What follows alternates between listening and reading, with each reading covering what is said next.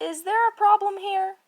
Both of them turned to see the movie director standing in the hallway.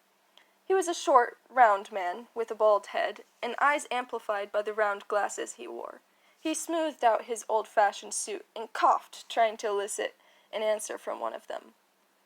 Rosemary carefully backed away from the director's star actor and smiled tensely, doing her best to avoid eye contact. Herschel peered out of the room, and his face lit up.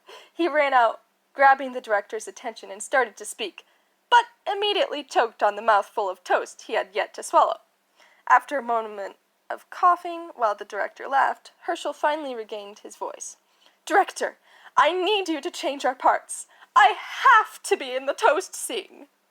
The director sighed and removed his glasses to rub the bridge of his nose. "How did I know it wasn't the end of that debate?" he muttered, then returned his glasses and looked at Herschel sternly. "Herschel, I will only say this once more. No! You are the hero of my film, who has a very boisterous and flamboyant personality. You would never be caught dead eating something like toast." Herschel wiped the crumbs off his mouth guiltily. "Not to mention, the scene isn't even about toast. Why do you keep calling it the toast scene? Toast will be involved for about 3 seconds. "Then why is it even necessary?" Wolf protested. "Because, Wolf," the director said patiently, spelling it out, "having explained this several times already, in this scene, your character, the villain of the film, has disguised themselves as a normal person and is attempting to blend in with their boring and human tastes. Capiche?" Then the director cracked a smile, finding it hard to stay mad at his nephew. "Then why do we not find a stunt double?" He rubbed Wolf's head, ignoring his question, and began to continue down the hallway, when Herschel stopped him again, desperately saying, "Then why do we not switch roles? I'll be the villain!" The director turned to look at the young man.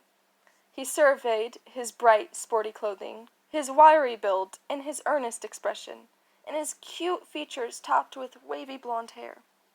Then he turned to his nephew, dressed in all black, as if he were about to rob someone, hands in his pockets, with a slouch that did nothing to diminish his impressive height.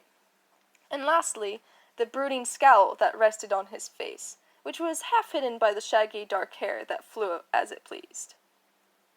If appearances weren't so important in showbiz, there was also the fact that Wolf had previously starred as the villain in several sellout movies, and the director knew he could impressively pull off the part. Meanwhile, Herschel had been involved in a spunky teen show where his character was known as a prankster, and was the likable lead of a one-hit wonder Western film. "Get your heads out of the clouds," was all the director said to him. Herschel didn't take it to heart, and pursed his lips in doubt, and then returned to find more toast. "And you," the director latched eyes on Rosemary, "I expect you to have sorted out these little difficulties before we start filming, okay?" Rosemary swallowed. Wolf mimicked her, more noisily. The director gave another understanding look to Wolf, which did not put him to ease, before leaving the stage.